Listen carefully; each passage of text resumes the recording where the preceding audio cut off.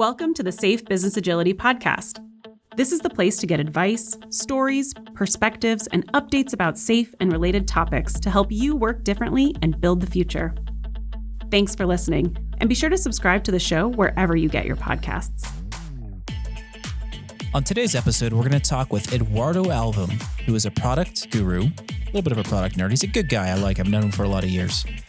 And we're going to explore the 5 different types of product managers and why 2023 is going to be the year of the product manager. I hope you enjoy this one with Eduardo. All of his contact info is in the show notes. Let's get started.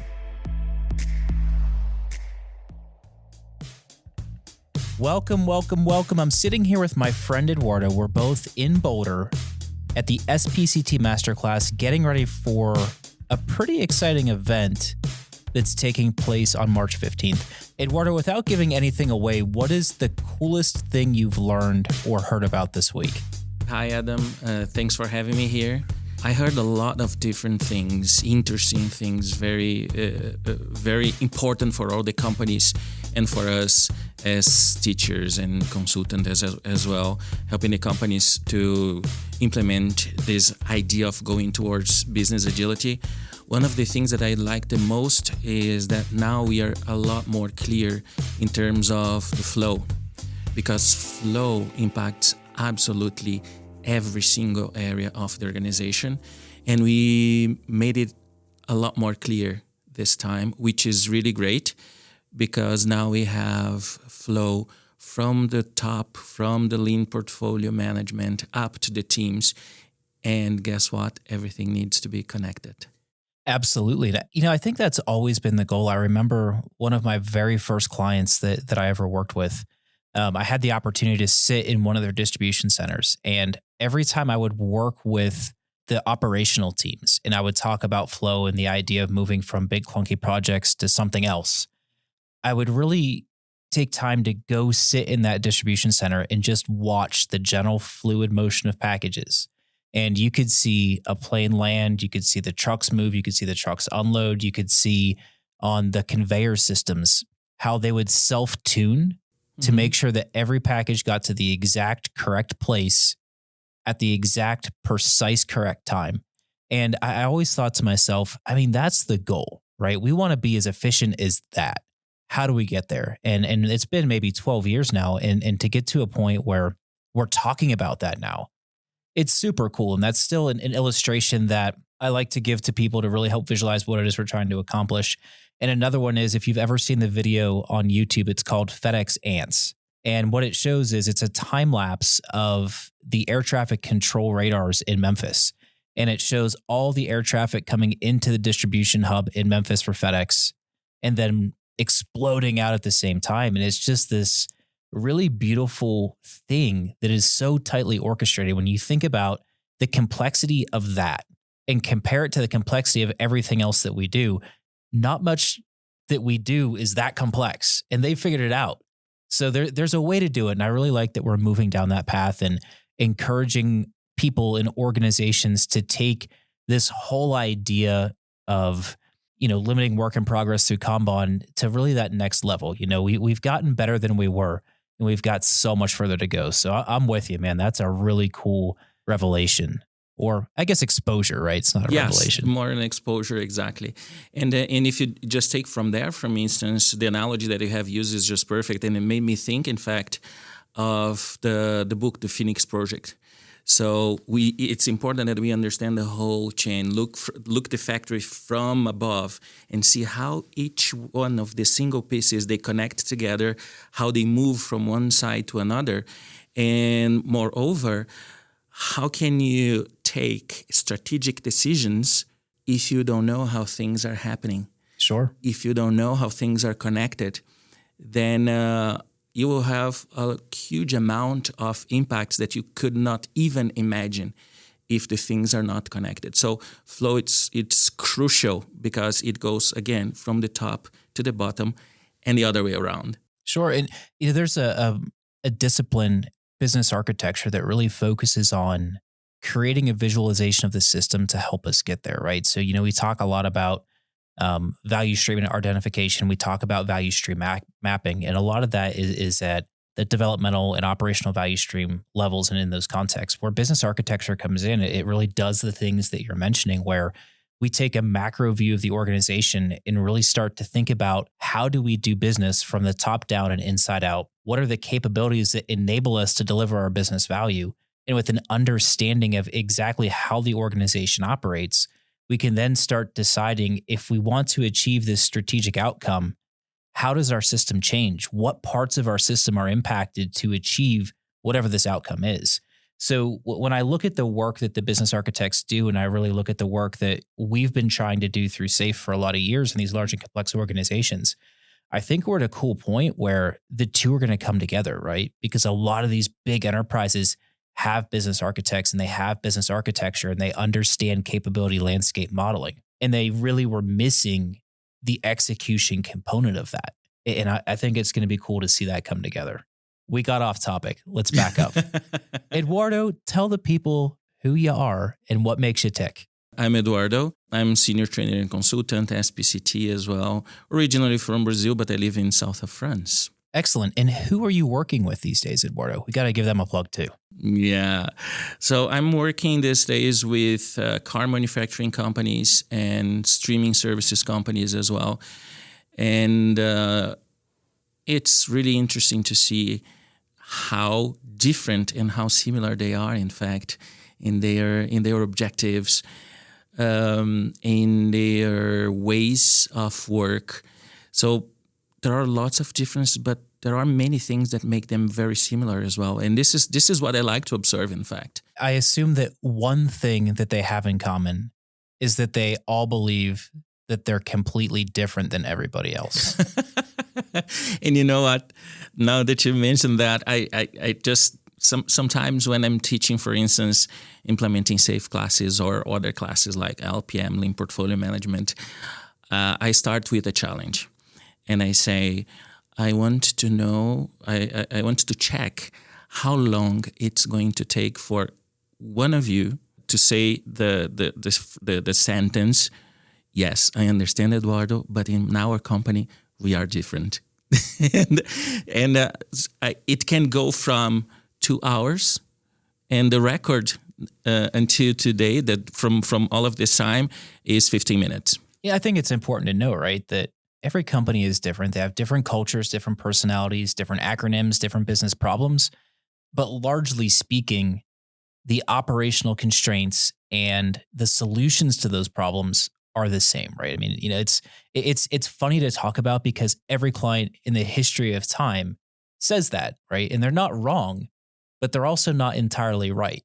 Correct. And we've all had that experience throughout our careers that, you know, the names are different. Maybe the accents are different, but largely speaking, the challenges that we face and the things that we perceive to make our context more different or more hard than someone else's are largely the same the world over, right? So you mentioned, auto companies, you mentioned streaming services, and you compare that to a bank or an insurance company. They're still regulated. They still have PII concerns. I mean, a lot of those things are still there. Maybe the name of the governing agency that's responsible for them is different, right? But the problems are still the same. And the solutions of how we make those things less painful are still the same, right? The precise path might be different, but the general direction is very much the same. Absolutely. I'm 100% with you in this case. And one thing that I also learned is that, and one of the reasons, of course, among many that I really like SAFE and how SAFE can help these companies to understand this kind of problems is because we make them visible. It's transparent. They are here. After all, and after that, in fact, it's about the leaders. It's about the company to decide what they are going to do with them, but they are there. And that's exactly it, right? And I think a lot of the times when people feel pain and anxiety through change, it's because we're exposing those underlying things, whether they're cultural or procedural or whatever it might be, that have been there for a long time. But now we're forcing the organization to either do something about it or not, right? And the decision to do something about it is sometimes hard. And when those nagging pains, whether it's a procedural thing, an approval thing, or, a hierarchical thing, right? the longer we take to decide to do the hard change, the longer that pain persists, right? And that's just a byproduct of change. So people perceive, the change itself as being hard, but it's largely the indecision to proceed with change, the anxiety to change the things that we've always done. So it's the process of changing versus the change itself. Yeah, and so whenever I work with my clients, for instance, in consulting, coaching assignments, for instance, or even in my classes, I used to say that there's no such a thing as the right decision or the wrong decision, because there is the world is not as simple as that. You might take a decision, or you might not, but there is one thing. You can never ignore the consequences of either one or the other. Not taking a decision is already a decision in itself, and there are consequences about that. There is this sentence that I like a lot, and I really struggle sometimes to recall the name of people that said something, but there is this sentence that says, "You can ignore economics, but economics won't ignore you." So that's exactly the same. If you do not take the right decision for your context, given the problems that you're facing, there is an impact, there is a consequence, whether you like it or not. So the thing is, what are we going to do about it? Sure. So let's loop this around to the topic of the day, right? So we've talked a lot about the similarities that we see among clients. And if I had to guess, I would say another similarity that you've seen across clients is the struggle to be crisp about what their products are. It's a great topic, in fact. Right. So that's a hard one. So for a lot of the times, if you look at a company, you can go to their website and you can click on the products tab, and that's what they take to the market as being their products. And then there's a far disconnect from those products to the work that people do on a day-to-day basis. So there's a big disconnect between what it is that the market perceives that we sell and what it is internally that we view to be the subcomponents or the subproducts of those products. And I think what's even more challenging is the way that we've run businesses for so long, right? We've delivered incremental changes through projects, and we've been so focused on those projects that we've lost focus on what the bigger picture is. And that's nobody's fault, right? It's a byproduct of the system. And we're actively trying to change the system. I think one of the biggest challenges that organizations are facing once they decide to start focusing on products after they figured out what exactly those products are is the idea of product management, right? So when you look at a consumer products company, it's easy, right? You've got a product line manager who's responsible for a category of products, designers who design products, and we do the product management work. When you go into healthcare or finance or any tech company, it's not that easy. So in your experience, I mean, what drives you about product? What excites you about product? And how have you taken that energy to help organizations figure out what the heck to do with these things they're calling products? Yeah, that's so product management is one of my passions, in fact. And this is something that I have been learning more and more over the years, observing people, observing organizations, observing teams, observing how these products and solutions they are created, how they are defined, how they are going to impact lives of people and other organizations as well. So this is something that draws a lot of my attention these days. But there is one thing that I have also learned.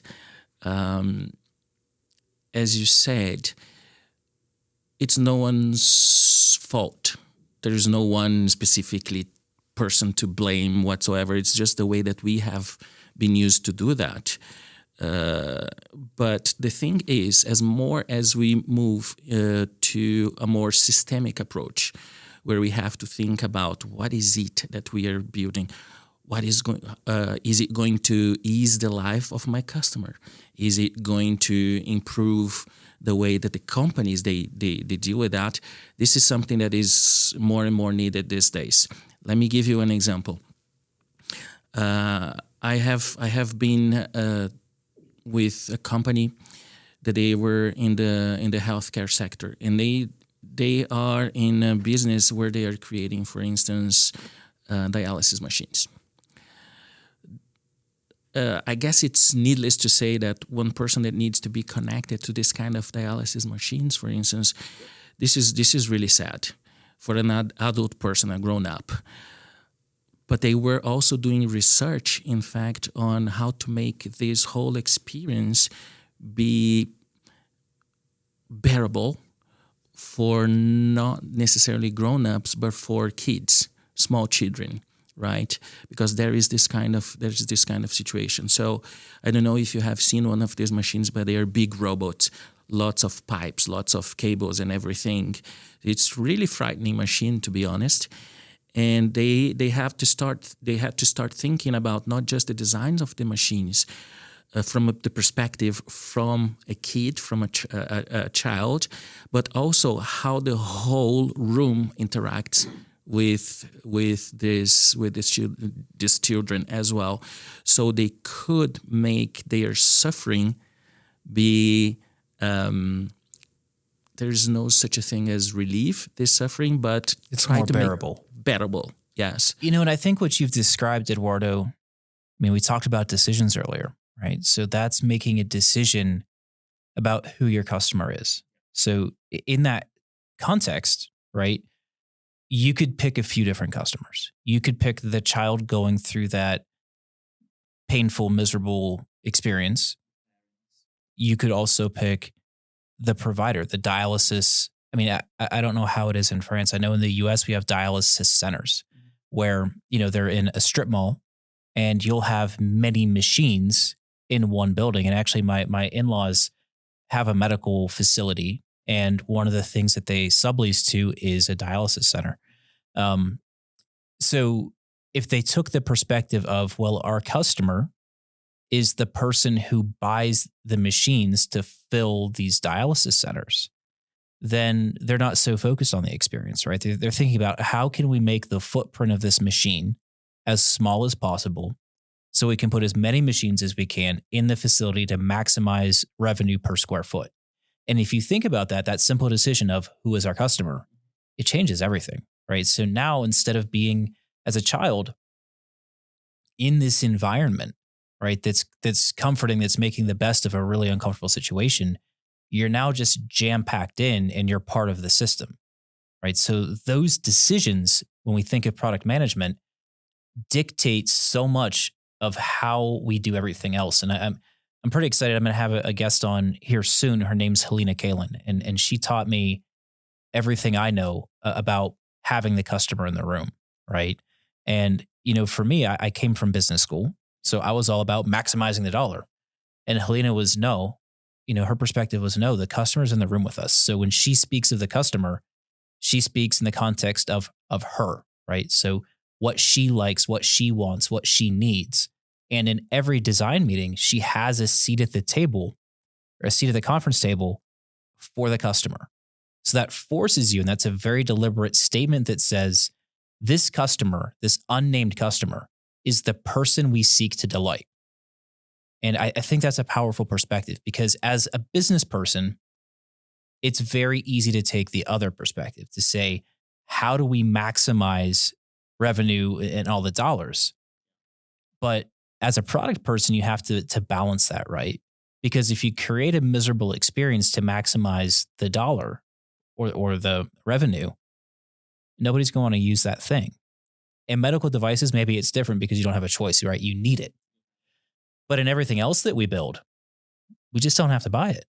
And we just go to your competitor next door. The person who does care about exactly the royal me, right? The customer, the one that's paying, the one that's using the thing.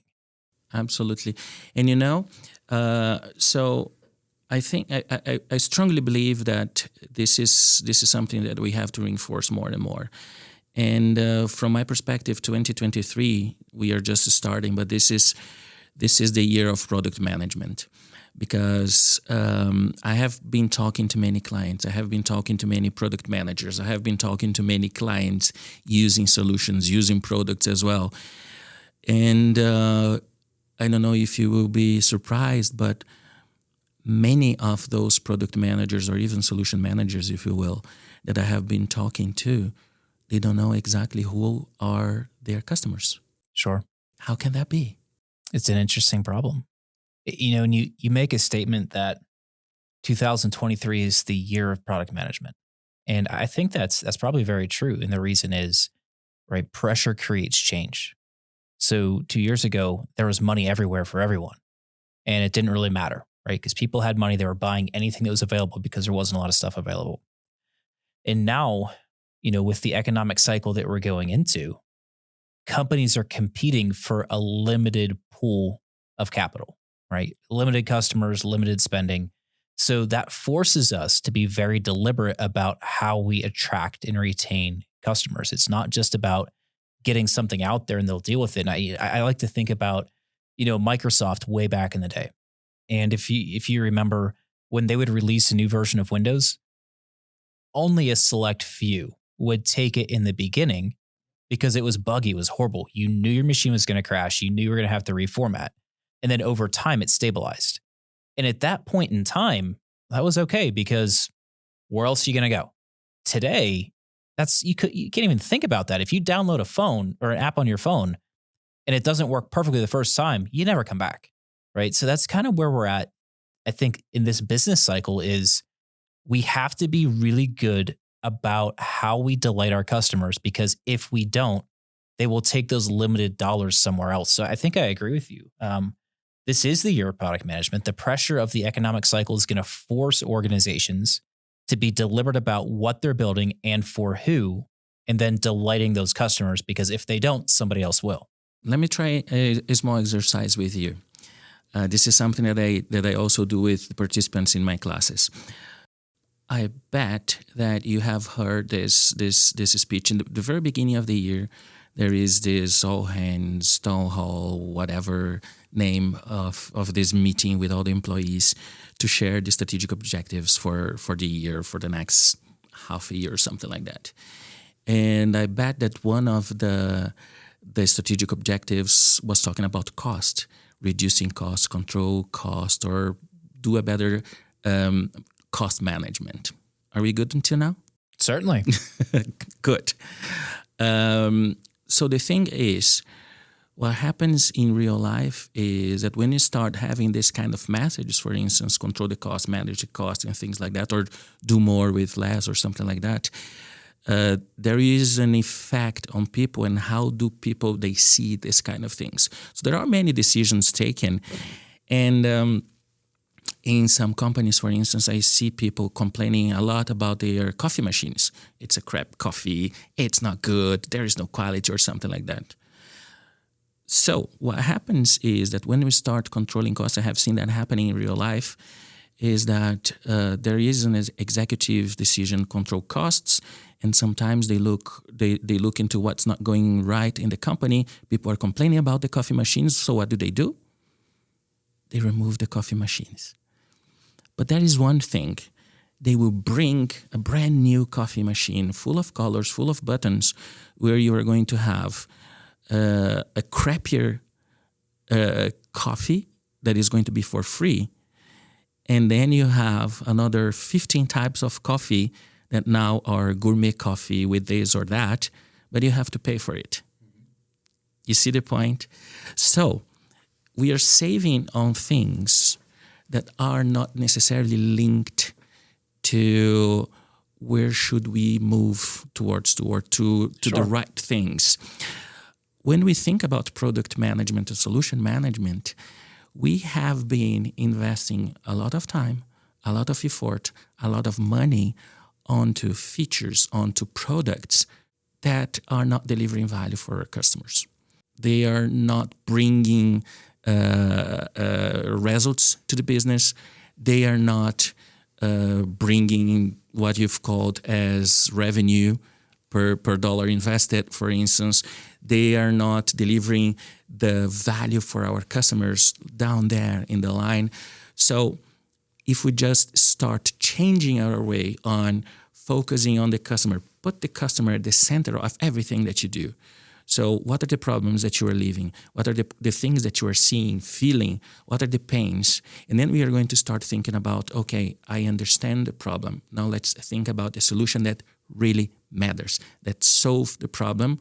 And from time to time, it's also important to think about what are these small pain relievers that will help them and build from there. So I think in my experience, the scenarios that you described come from a similar culture. So the same kind of company that's going to tell you to control costs, right? They're the ones that are going to go out there and deliver big products with a lot of stuff that only works kind of well. Because in those contexts, there's a very competitive culture where everyone has to get their thing in the product so they can have their fingerprint on it. So they can say, look at what I did, my metrics moved, whatever. But the point is, the company that says control costs, the company that puts out a big product with a bunch of okay stuff, they're internally focused, right? They're focused on the me of the organization. An alternative perspective that I learned a lot of years ago, it comes from startup culture, it comes from product-centric culture, people-centric cultures. And what I learned in the way that I've always run businesses is it's not that we need to control costs. It's that we need to make $1 spend like $3. It's we are going to make investments in our customers and we're going to make investments in our products. But let's make sure that we're making every dollar we spend have a $3 impact. And what that forces people to do is come together, right? So we want to build the thing that's going to give the most value to the customer. What is that thing, right? So it's not about Eduardo being the head of this division and Adam being the head of this division and somebody else being the head of another division and we all got to get our stuff in. It's we're a team and we need to come together to maximize our investments. And those cultures, they tend to really thrive no matter the economic cycle because their culture says that we're focused on maximizing our spend because, again, in a startup culture, you don't have a lot. Correct. So when you always come from that perspective and you focus on maintaining that team culture or, we talk a lot about the secondary operating system in SAFe, and we talk about the social structures. We focus on maintaining that social structure and maintaining a deliberate focus on the customer. Well, then we're not talking about controlling costs because being responsible with our spend and maximizing value delivery, it's just who we are and what we do. So I think it's interesting. What are your other favorite aspects of products? So we've talked about customer, and I think we can all agree focusing on that person, super important. What else you got? So there are many things in this space. And one of the things also that I have identified is that in many companies, for instance, we have 5 different types of product managers or solution managers. Wait, we should get our pens now, right? 5 different types of product or solution managers. Yeah. Let's hit them. So you've probably have heard about some of them. For instance, there is the very first one that I used to call the builder. So the builder is going to focus on building things. It doesn't really care about is there any value associated, people would like to use it, or is there any market for that? No, the builder is just going to focus on, I want my thing in this product, and that's it. Is that the kind of stuff I see on late night TV where I can get it for $19.99, but wait, there's more? For a limited time, I can get a second one for free? Exactly. It's that product that's kind of kitschy and it's okay, but doesn't stand on its own, right? Yeah, exactly. So if you just bring that perspective to a company, there is something that we all see in the market in many different companies. It's just a feature factory. We are just building features. It doesn't matter. It doesn't matter why and for whom and what is it going to bring. So this is what I usually call the builder. There's a second type that I like a lot, and this is, I guess I'm a little bit biased in that sense, but for sure this is my preferred one that I used to call the passionate product manager, solution manager. Why that? Because they used to say, I'm in love with this solution. I don't care about the problem they are going to solve because this solution is amazing. But what kind of problems they are solving? And this is one of the biggest, in fact, from my experience, pitfalls that we have in product management that is to fall in love with the solution instead of falling in love with the problem itself. That's such a great point. I did a podcast a few episodes ago with the founders of a company called Speedland, and they really focused on that, right? So they talked about how they build a trail running shoe. Okay. And a lot of their customers have been pushing them to get into building apparel as well. And, their response was, well, no, we don't see a problem that needs to be solved in that space. They only have really 2 SKUs, 2 products. And the reason is they only had 2 problems that they identified that needed to be solved. So they didn't want to be a commodity product, a Me Too product. They wanted to focus deliberately on the problem and creating the best solution for that problem. And then if there's not other things that emerge that are interesting to them, well, they're just not going to do it. And I think that's a really cool place, right? But I think you're right. I think a lot of the times creators and founders get so caught up in this vision that they have in their head that they never think about who's going to use it or who's going to want it. Sure. And then they run out of money. Exactly. And that's why so many startups fail is, to your point, they fall in love with that solution and don't really worry about who's going to use it. Yeah. But there's also one thing that I've heard from the first day of our masterclass. I guess it was Dean that said that if there is no problem, don't solve it. Absolutely. As simple as that. If there's no problem, nothing to talk about. Exactly. He's a pretty smart guy. Yeah, I kind of believe so. Yeah. It's so fascinating to me. I look at Dean on stage, and it's awkward because I know he's going to listen to this and probably roll his eyes at me. But I look at Dean and all the things that he's done, and you look at the impact he has on the world in this season of his life, and you realize he only does these things because he cares, right? It's not because he has a financial motive or anything else. He's good.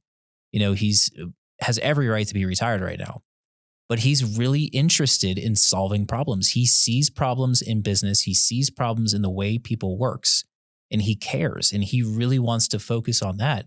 He could be spending time with his grandkids and all these other things, but he really just wants to help people. And I think that's such a cool thing, but that's, his statement earlier in the week really speaks to who he is, right? If there's not a problem to solve, don't put your energy into it. But if you do see a problem and you're excited about that problem, and you're excited about helping the people that experience that problem, well, that's a pretty compelling reason to get out of bed every day. Absolutely. And just to add on top on what you just said, I really truly believe on that. So first of all, let's make things simpler. Let's see things as they are. And this is why I have mentioned Dean's sentence. But to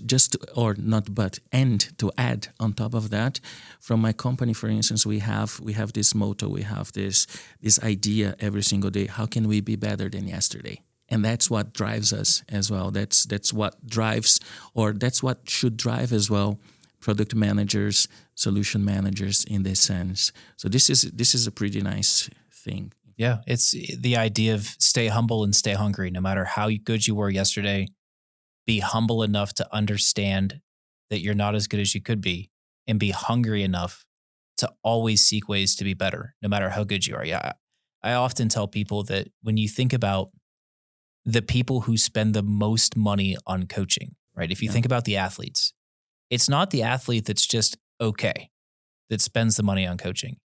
It's the athletes who are the absolute best in their discipline that are spending the most money on coaching, because they have the furthest to fall, right? If you're the best in that space, everyone knows it. They're coming for you, right? You set the standard. When you know what the standard is, it's easy to reach it because it's been established. But when you're setting the standard, you constantly have to push to set a new standard, or you're going to fall. And I think for professionals and businesses, that's a good perspective to have. You can't rest on your laurels and say, we're the best, we're good. Because the minute you take that perspective, you're almost immediately no longer going to be the best. You're no longer focused on the right things. So you have to be humble. There was a quote, I think, from Kevin Plank. He was the founder of Under Armour. And I'm going to probably butcher this, but it went something to the effect of, you have to be smart enough to be naive enough to not know what you can't achieve. Meaning that no matter how good you are, you have to be smart enough to realize that you don't know your full potential. Absolutely. And I always thought that was just such a cool quote, like for anything. Absolutely. Right? Yes. So let's get back to number 4, Eduardo. What you That's got? number 3. That was number 3. Let's go to number 4. Now we are going to number 3. Okay. So, in fact, let's recap because we got off. What was number 1? Number 1 is the builder. The builder. Number 2? Number 2 is the passionate. And who's number 3? And number 3, in fact, what we were just discussing right now makes a very good transition because the number 3 is the expert. Have you seen one of those already? I think we have a building full of them right now, Eduardo. Yeah, because the expert thinks that I know what customers want. I know what customers need. Okay, I want to correct myself. We don't have those people in the building right now. Okay, that's great to hear. We have defined experts, but they don't have the mentality of the expert as you're defining it. That's really cool to hear. Unless, do you find yourself being the expert, Eduardo? Oh, no, not at all. Not at all. You know, what's funny. I'm going to get off base for one more second, and then I'll let you pull it back in. You know, when we talk about the journey to become an SPCT, a safe practice consultant with T-shaped skills, it's always interesting from my perspective to watch people, because the people that you interview to come into the program believe that they're the experts. They believe that they know all there is to know and they have a right to be in that program. And then there's a journey that happens, a transition. Through their year to 2 years in the program, they come out on the other side realizing that they know a lot, but there's so much more that they don't know, right? There's a little bit of humility and humbleness that comes through that transformative journey. So it's pretty cool. I'll give the credit to all the people in the room. Nobody is that arrogant expert. That's cool. And that, in fact, reminds, I'm just going to take the same boat of yours right now, because when I have first applied for the SPCT program, I was kind of, I mean, we all were. I was too. At a given point. And then it was a huge bam when I've just got a no. But that was a great thing, to be honest with you, because that put me back in a position, okay, you are not an expert. There are a lot of people with a lot of different knowledge and experience, and we can all work together. We can all seize on the experiences and learn all the time. So that put me back on a good, let's say, position in understanding about myself. Then I've applied a second time, and I thought, okay, I have worked a little bit more, but definitely I'm going to listen to some more interesting things, tips and tricks and so on. And bam, I got rejected for the second time. And I say, oh man, what's going on?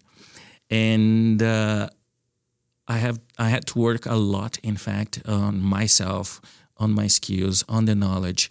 With people, I've got mentored, I've got coached.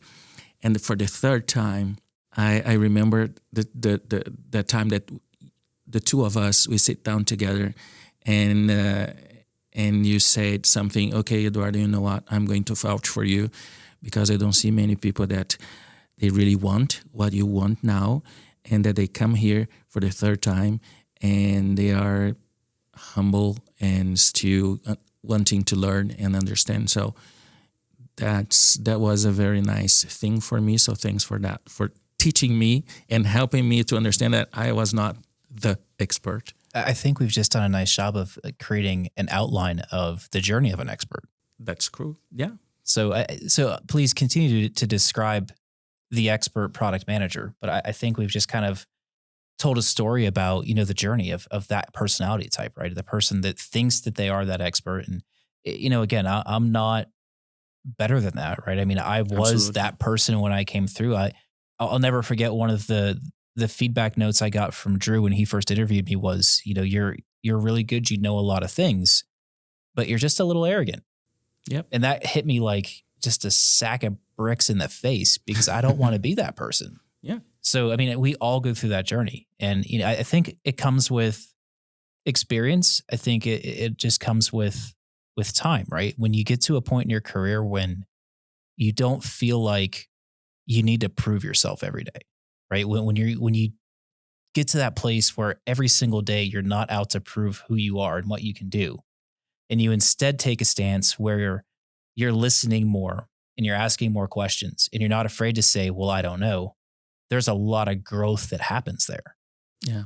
In my classes, for instance, whenever a participant raises their hand and say, I have a question, sometimes my immediate reaction is to answer like, and I have a lot, not just one, because that's the true, in fact. And the expert should look, in fact, to find these questions, look for asking more questions and talking to people, understand what really drives, what really motivates them. So that is one way to avoid this. Sure. And there's a lot of power in saying, I don't know the answer to your question. Absolutely. Let's go find out together.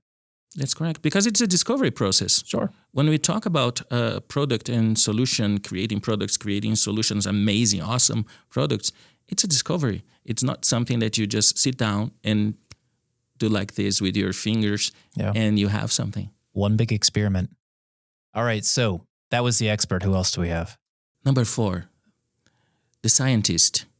I'm pretty sure we have a few of those around here. Let's see. Maybe. I don't want to put my foot in my mouth again. So the scientist says that likes a lot about numbers and graphs and everything. So they think that KPIs are their playground. And they like to play with that. Lots of numbers, lots of formulas, lots of things. But in fact, this is just data that is not used. It's not interpreted. It's not really being used in order to make your product better, in order to fulfill their purpose better. It's just a bunch of numbers. It's just a bunch of information that you do not do anything with it. So what I hear you describing is how I view an Android phone. Mm-hmm. Androids are super capable. Like the Android platform is super capable. It's less intuitive, it's less elegant, and therefore it's used less. So it's, you build those things and it might be technically the most sound design in the world. But if it doesn't look good, if it's not intuitive, if it's not easy, no one's going to really use it, right? And so I think where I've seen product managers that are the scientist are ones that create very technically sound products that nobody ends up buying. Yep. Right? Because they don't have the story, they don't have the experience. They don't think about when the I say journey. Experience, I mean user experience. Yeah. Right? They don't think about the journey. They don't think about how the customers will effectively interact with it. Sure. How to elicit the emotion. Exactly. One thing that I also liked a lot about the day yesterday of the masterclass, for instance, was the storytelling with the red tunnel with pictures and try to put yourself in this kind of things. So he was talking about the experience. He was talking about how we are going to move, how we are going to create and inspire emotions. That was Tim's presentation. Yes, exactly. He's so good. He is so good. I was really in that, and I said, "Oh my God, this is really great." So I don't remember if I gave you this advice or not. I think a lot of the people who come through our program are probably more engineers or scientists in their approach. And what I often encourage people to think about, and this applies to any sort of interview or conversation, is, what's the story arc? Really plan through intentionally what the point is that you want to get across and how you're going to build emotion to peak at that point of interest and then end with your ask, right? It's a great concept. It's a great tool. And it's something that I learned a whole lot of years ago from a very talented individual. And it's something I try to pass along. I think it's a great tool because, again, I am a nerdy engineer by trade, and eliciting emotion is just not something that I ever really thought about. But just drawing that story arc and thinking about how do you tell the story? How do you get someone engaged and interested in this thing that you want them to do or this thing that you want them to buy? There's a lot of value in that. So a quick question for you in this sense. Don't you think that a product or a solution is just a different way of expressing any storytelling process? I think it absolutely should be. And I think the best products come from companies who tell the best stories. So, you look at SpaceX, for example, right? We've been launching space shuttles for a long time. Nobody's cared for a long time. But now all of a sudden, people are interested in spaceflight again. And it's not that it happens infrequently, right? They're launching rockets constantly, but people flock to the Florida coast to watch that. And it's not because they necessarily care about that rocket. They want to be a part of that story. They want to be a part of that SpaceX story, that mission to colonize Mars. And they understand that every little step that they're taking, every rocket, every test, it's a step closer. So it's taken something that's very routine and created a passion and created a story that people just can't get enough of. I mean, I'm wearing Elon Musk socks right now that say colonize Mars. That's I'm not amazing. wearing space shuttle socks. But so, yeah, I think absolutely. I think the art of storytelling is the key to being an effective product manager, right? You've got to build a great product, but then you have to create a clear, compelling story to get people interested. Absolutely. Because at the end, in fact, we are all emotion and feelings-driven animals. That's what we are looking for. We are. Right? And we have to connect with the story. If you connect with the story, you land a good story as a product manager, solution manager, the customer connects with your story, and then it's a win-win. So tell us about number 5, Eduardo. Number 5. So number 5, it's funny but sad at the same time, because these days that we are hyper connected, talking to everyone without not even knowing who's this someone or everyone.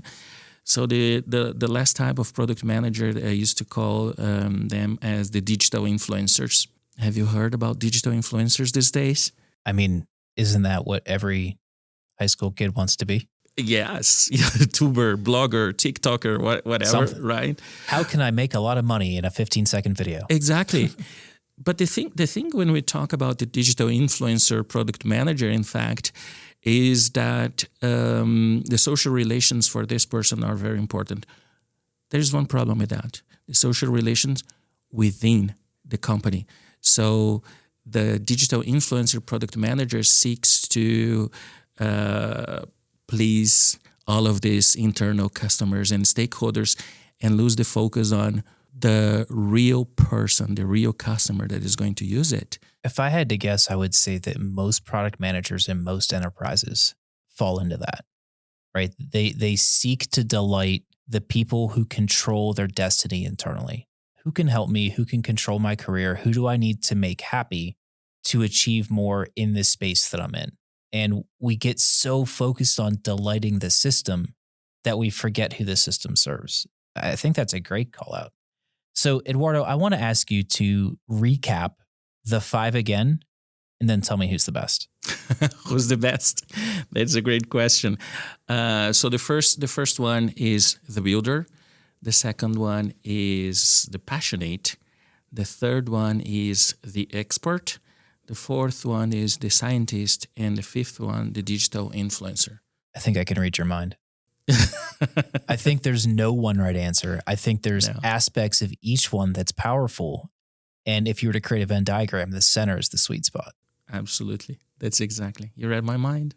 I'm pretty good at that. I'm actually horrible at it. I just read your tea leaves. Eduardo, this has been great. Where can people go to learn more about this? Where can they go to connect with you to discuss product management in depth? How can they find you? So that's a good question. I have my LinkedIn profile. You can find me by Eduardo Alvim on LinkedIn, for instance. But I also have a website that is www.uncleeduardo.com. UncleEduardo.com. Uncle Eduardo, yeah. That might be my favorite new website. And we'll be sure to link all that in the show notes. People can That's great. Find you. Thank you very much. So people can find me there. They can find me on the socials. They can find me on my website. I'm just always connected as well. You are connected like that social influencer. Yeah. But you're more in the center. I've learned how to say no. You'll have to coach me on that. Eduardo, thank you so much for your time. I'll let you get back to masterclass. It's been a pleasure. And we'll talk to you soon. Thank you very much. See you guys. Thanks for listening to our show today. Be sure to check out the show notes and revisit past episodes at scaledagile.com/podcast. Relentless improvement is in our DNA, and we welcome your suggestions for the show. If you have something to share, send us an email at podcast@scaledagile.com.